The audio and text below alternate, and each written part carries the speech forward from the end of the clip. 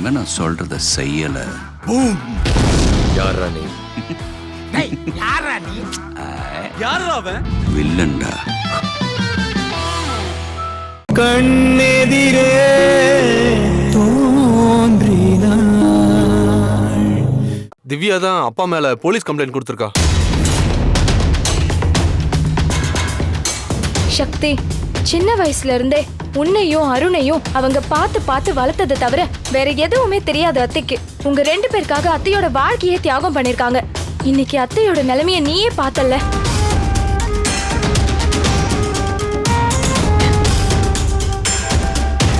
அப்பா, என்ன ஆச்சு? ஹே, என்ன நீ அவங்க சொல்றத நம்பிக்கிட்டு நீ என்கிட்ட கேள்வி கேட்டுட்டு இருக்க?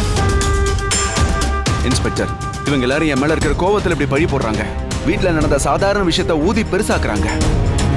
சார், என் ஒய்ஃப்னா எனக்கு ரொம்ப பிடிக்கும் சார். இல்லாட்டி போனா 25 வருஷமா சுமூகமா ஒன்னா சந்தோஷமா வாழ முடியுமா சார்? எங்க 25வது வருஷத்து கல்யாண நாளை கொண்டாடுறதுக்கு தான் கோயிலுக்கு போனோம் சார். அங்க சந்தோஷமா தான் பேசிக்கிட்டு இருந்தோம். வர்ற வழியில திடீர்னு அவ கொஞ்சம் மயக்கமாயி தூண்ல இடிச்சுக்கிட்டு கீழே விழுந்துட்டா சார். அவளை நான் தான் கொண்டு வந்து ஹாஸ்பிட்டல்ல சேர்த்தேன். அவ சாகணும்னு நினைச்சிருந்தா நான் ஹாஸ்பிட்டல்ல சேர்த்திருப்பேனா சார்? சார், என் சீதா இப்ப மயக்கமா இருக்கா சார். அவ மயக்கம் தெளிஞ்ச உடனேயே அவளே உங்ககிட்ட உண்மையெல்லாம் சொல்லுவா சார். என் மேல தப்பு இல்லைங்கிறது அப்ப புரியும் சார் உங்களுக்கு. ப்ளீஸ் சார், நான் சொல்றதை நம்புங்க சார். எது எப்படியோ சார், எனக்கு என் அத்தையை காப்பாத்தணும். திவ்யா, நீ சொல்றதுலயும் ஒரு நியாயம் இருக்கு. அப்பா, நீங்க கண்டிப்பா சத்தம் போட்டிருப்பீங்க.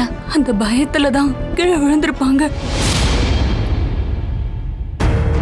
எது எப்படியோ திவ்யா, ஆனா அம்மா இப்ப படுத்த படுக்கையா இருக்கிற நிலைமையில அப்பாவை அரெஸ்ட் பண்ணி கூட்டிட்டு போனா அது யாருக்கு அசிங்கம்?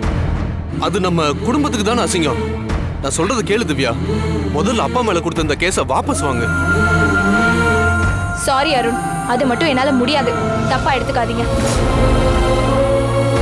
இதோ பார், இது ஃபேமிலி மேட்டர்ன்றதுனாலயும் அவங்க கோமா ஸ்டேஜ்ல இருக்காங்கன்றதுனாலயும் இப்போதைக்கு விட்டுட்டு போறேன். இன்னொரு வாட்டி ஹாஸ்பிட்டல் பக்கமே நீங்க வரக்கூடாது. திவ்யா, உங்க அத்தை குணமாயி வர்ற வரைக்கும் இந்த கேஸை நான் பெண்டிங்ல வைக்கிறேன். உங்களுக்கு ஏதாவது ஹெல்ப் வேணும்னா எனக்கு ஃபோன் பண்ணுங்க. கான்ஸ்டபிள்ஸ் வாங்க.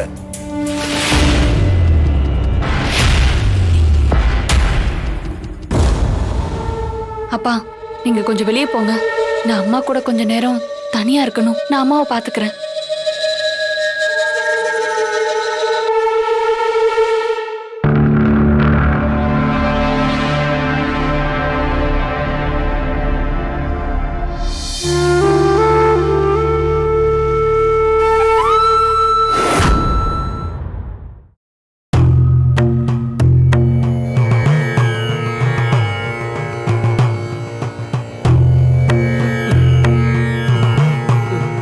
வாங்க மேடம், வாங்க ஐயா. நீங்க எத்தனை வருஷமா இந்த கோயில்ல இருக்கீங்க? மேடம், நானு, எங்க அப்பாவோட அப்பா, அவங்களோட அப்பான்னு தலைமுறையா இங்கதான் மேடம் பூஜை பண்றோம். தர்மகர்த்தாக்கு நீங்க தான் ஃபோன் பண்ணீங்களா? ஆமா மேடம், நான் தான் ஃபோன் பண்ணேன் மேடம். கடைசியா உங்க கூட கோயில்ல யார் இருந்தா? யாரும் இல்ல மேடம், நான் மட்டும் தனியா தான் இருந்தேன். வழிபாடும் பிரதோஷமும் முடிஞ்ச உடனே அவங்க தனியா கிளம்பி போயிடுவாங்க. தினமும் ராத்திரி நான் தான் தீப ஆராதனை காட்டிட்டு கோவில் நட சாத்திட்டு போறது வழக்கம். சரி, நீங்க இங்க என்ன நடந்துச்சுன்னு கொஞ்சம் விளக்கமா சொல்ல முடியுமா? நான் தீப ஆராதனை காட்டும் போது கற்பூரம் தவறி லிங்கத்து மேல விழுந்துருச்சு. லிங்கத்து மேல பட்ட உடனே அந்த இடமே கருப்பா மாறிடுச்சு. அதனால நான் பயந்து போய் தர்மகர்த்தாக்கு ஃபோன் பண்ணேன். இதுக்கு முன்னாடி லிங்கத்தோட சிலை மேல கற்பூரம் பட்டா இந்த மாதிரி கருப்பானது இல்லையா? பொதுவா பித்தளை தான் கருப்பாகும், ஆனா ஐம்பொன் சிலை மாறாது. நம்ம கோவில்ல இத்தனை வருஷமா இருந்தது ஐம்பொன் சிலை தான். அது எப்படி தெரியும்னா, அபிஷேகம் பண்றப்ப நாங்க தேய்ச்சி பார்ப்போம், அப்ப நல்லாவே தெரியும். மேடம், இந்த அளவுக்கு நடந்திருக்குன்னா பக்காவா பிளான் பண்ணி சிலையை திருடி இருக்காங்க. ஆமா சார், நீங்க 2 பேரும் சொல்றத வச்சு பார்க்கும்போது கண்டிப்பா பிளான் பண்ணி தான் சிலையை தூக்கியிருக்காங்க. ஆமா மேடம். சரி, நீங்க சொல்லுங்க, பிரதோஷத்துக்காக கோயில் சிலையை வெளியே எடுத்தீங்களா? ஆமா மேடம், பாலாபிஷேகம், சந்தனாபிஷேகம் இதெல்லாம் முடிஞ்ச உடனே கோவில் சிலையை கொண்டு போய் ஆத்துல இறக்கி வில்வ இலையால அலங்காரம் செஞ்சு மறுபடியும் கொண்டு வந்து வைக்கணும். அதான் அந்த கோவிலோட ஐதீகம். அதுவரை ஐம்பொன் சிலை இருந்தது. அது சரி, இந்த பிரதோஷ பூஜைய யார் பண்ணது? சக்தி தான் மேடம். அவங்க அம்மா சீரியஸான நிலைமையில ஹாஸ்பிட்டல்ல இருக்காங்க. அவங்க எப்படியாவது குணமாகி வரணும்னு நைட் எல்லாம் தூங்காம கஷ்டப்பட்டு கண்ணு முழிச்சு இந்த பூஜைய அந்த பொண்ணு தான் பண்ணுச்சு. யார் அந்த பொண்ணு? அந்த பொண்ணோட கேரக்டர் எப்படி? அந்த பொண்ணை பல வருஷமா எங்களுக்கு தெரியும். இந்த கோவிலுக்கு அடிக்கடி வந்துட்டு போகும். அந்த பொண்ணு மேல ஏதாவது டவுட் இருக்கா? ஐயோ இல்ல மேடம், இல்லவே இல்ல. அந்த பொண்ணு மேல எனக்கு எந்த விதமான சந்தேகமும் இல்ல. ரொம்ப தங்கமான பொண்ணு.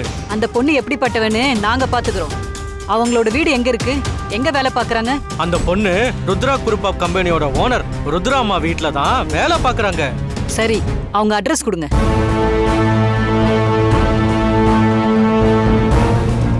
சரி, சிசிடிவி ஃபுட்டேஜ் கண்ட்ரோல் ரூம் எங்க இருக்கு? வாங்க மேடம், நான் காட்டுறேன்.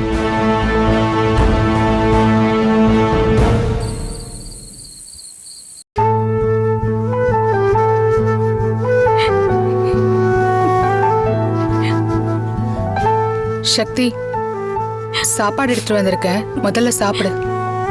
இல்ல பிரியா, எனக்கு பசிக்கல. இங்க பாரு சக்தி, உன் மனசுல என்ன கவலை இருக்குன்னு எனக்கு தெரியும். அதே சமயம் அதுக்காக நீ சாப்பிடாம இருந்தா எப்படி? இல்ல பிரியா, எதுவுமே சாப்பிட பிடிக்கல. தொண்டையில தண்ணி கூட இறங்க மாட்டேங்குது. ஒவ்வொரு நிமிஷமும் எங்க அம்மாவுக்கு என்ன ஆகுமோ ஏதாகுமோன்னு ரொம்ப படபடப்பாவே இருக்கு. இங்க பாரு சக்தி, அவங்க உனக்கு மட்டும் அம்மா இல்ல, எனக்கும் தான். நம்ம 2 பேரும் ஒரு தாய் வயித்துல பிறக்கலையே ஒழிய கூட பிறந்த பிறப்பாதான் இருக்கும். அம்மாக்கு ஒன்னும் ஆகாது. நானும் அப்படிதான் நினைச்சு கடவுளை வேண்டிட்டு இருக்கேன் பிரியா. கண்டிப்பா உன் வேண்டுதல் நிறைவேறும். விடிய விடிய கண்முழிச்சு அம்மாவுக்காக பிரதோஷ பூஜை பண்ணிருக்க. கட்டாயம் நீ நினைச்சது நடக்கும். அப்படி நடக்கலனா அந்த கடவுளுக்கு கண் இல்லைன்னு அர்த்தம். நம்பிக்கையா இரு சக்தி. என்னதான் நம்பிக்கையா இருந்தாலும் அந்த டாக்டர் சொன்னதை பார்க்கும்போது மனசுக்குள்ள ஒரே பயமாவும் படபடப்பாவே இருக்கு. அம்மாவுக்கு வெண்டிலேட்டர் எடுத்துட்டா எப்ப வேணாலும் என்ன வேணாலும் ஆகலான்னு சொல்லிட்டாங்க. அவங்க இல்லாத இந்த உலகத்துல என்னால நினைச்சு கூட பார்க்க முடியாது பிரியா. இங்க பாரு சக்தி, டாக்டர் சொல்றதுதான் நடக்கும்னா கோயில் கடவுள்லாம் எதுக்கு? கடைசியா டாக்டரே கடவுளை தானே நம்புறாங்க சக்தி. இங்க பாரு, நீ வீணா மனசை போட்டு குழப்பிக்காத. அம்மா சீக்கிரமா குணமாயிடுவாங்க. நீ முதல்ல சாப்பிடு.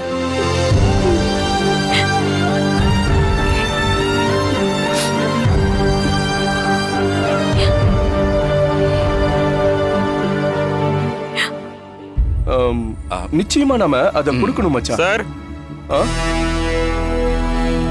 போலீஸ்காரங்க வந்திருக்காங்க. என்னன்னு பார்க்கலாம். ருத்ரா,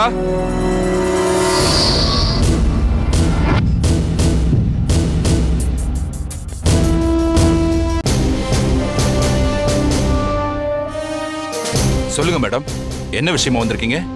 ஐ am Kaveri, inspector of police, crime branch.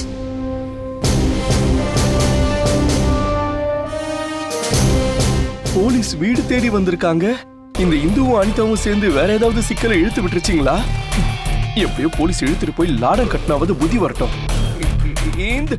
Anitha, Hindu, கொஞ்சம் வாங்க. உங்களை பார்க்க யார் வந்திருக்காங்கன்னு பாருங்க.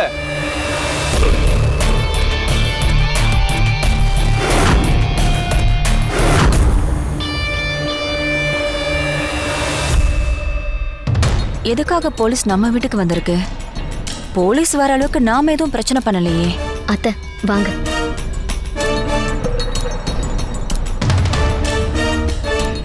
சொல்லுங்க மேடம், என்ன விஷயமா வந்திருக்கீங்க? இங்க சக்திங்கிறது யாரு? என்ன பிரச்சனை? எதுக்காக சக்தியை கேக்குறீங்க? அவங்க கிட்ட ஒரு என்கொயரி இருக்கு, கொஞ்சம் விசாரிக்கணும்.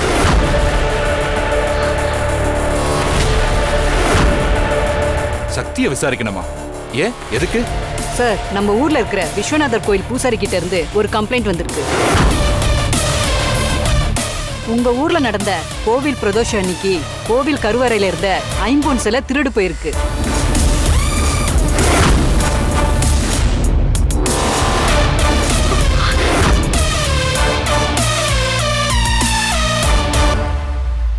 இந்த கூத்தெல்லாம் நடக்குதா? ஆத்துல கை வச்சு சேத்துல கை வச்சு இப்ப கடைசியில கோயில் கருவறையிலே கை வச்சுட்டாங்களா? எவ்வளவு தைரியம் இருக்கணும்! அந்த சிலையை திருநவனோட கை கால்ல விளங்காம போயிடணும். ஐயோ, சிலை திருடு போன விஷயம் போலீஸுக்கு தெரிஞ்சு இப்போ என்கொயரி பண்ண ஆரம்பிச்சிட்டாங்களே. அம்மா வேற இப்போ தேவையில்லாம பேசிக்கிட்டு இருக்காங்க. அந்த சிலை திருட்டு விஷயமா தான் உங்க வீட்ல இருக்கிற சக்திய நாங்க விசாரிக்க வந்திருக்கோம்.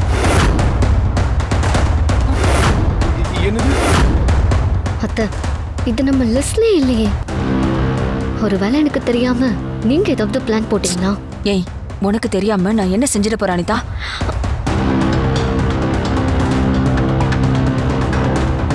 ஒன்னும் தெரியலையே. ஆனா இது வரைக்கும் நம்ம போட்ட பிளான்ல இருந்து எஸ்கேப் ஆனவ இன்னைக்கு போடாத பிளான்ல அவளே வந்து மாட்டிக்கிறான். இப்ப பாரு உன் அத்தையோட பெர்ஃபார்மன்ஸ். நீங்க தேடிட்டு இருக்கிற சக்தி இங்கதான் இருக்கா மேடம். எங்க கிச்சனுக்கு பின்னாடி இருக்கிற சர்வன்ட் ரூம்ல தான் இருக்கா. சும்மா இருக்காளா? மேடம், நீங்க நினைக்கிற மாதிரி சக்தி அப்படிப்பட்ட பொண்ணு கிடையாது. உங்களுக்கு ஏதோ தப்பான கம்ப்ளைண்ட் வந்திருக்கு. வேற யாரையோ தேடி போறதுக்கு பதிலா நீங்க இங்க வந்திருக்கீங்கன்னு நினைக்கிறேன். சார், எல்லாத்தையும் டீட்டெயிலா விசாரிச்சுட்டு தான் கடைசியா இங்க வந்திருக்கோம். மேடம், சக்தி ரொம்ப அப்பாவி பொண்ணு மேடம். அந்த பொண்ணுக்கும் இதுக்கும் எந்த சம்பந்தமும் இருக்காது மேடம். சார், முதல்ல சக்தியை வர சொல்லுங்க. அதுக்கப்புறம் அவ அப்பாவியா பாவியான்னு உங்களுக்கே தெரியும். மேடம், இவங்கெல்லாம் சொல்ற மாதிரி அந்த சக்தி ஒண்ணு அப்பாவியெல்லாம் கிடையாது. அவ சரியான பணத்தாசை பிடிச்சவ. பெரிய பணக்கார பசங்களை எல்லாம் பார்த்து வளைச்சு போடுவா. அது மட்டும் இல்ல அண்ணி, கொஞ்சம் பேசாம அமைதியா இருங்க. எங்க எப்படி பேசணும்னே உங்களுக்கு தெரியாது. இவங்க வேற இப்படித்தான். எப்ப பார்த்தாலும் நம்ம ஏதாவது ஒண்ணு சொல்ல வந்து நம்ம வாய் அடிச்சிடுறாங்க. சக்தியை வர சொல்லுங்கன்னு சொன்னா அதை விட்டுட்டு இங்க இருக்கிற எல்லாரும் என்னென்னமோ பேசிட்டு இருக்கீங்க. மேடம், இவதான் சக்தி.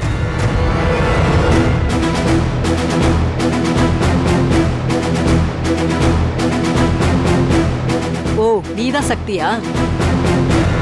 பாக்குறதுக்கு அப்பாவி மாதிரி இருக்க, ஆனா பண்றதெல்லாம் அயோக்கியத்தனம்.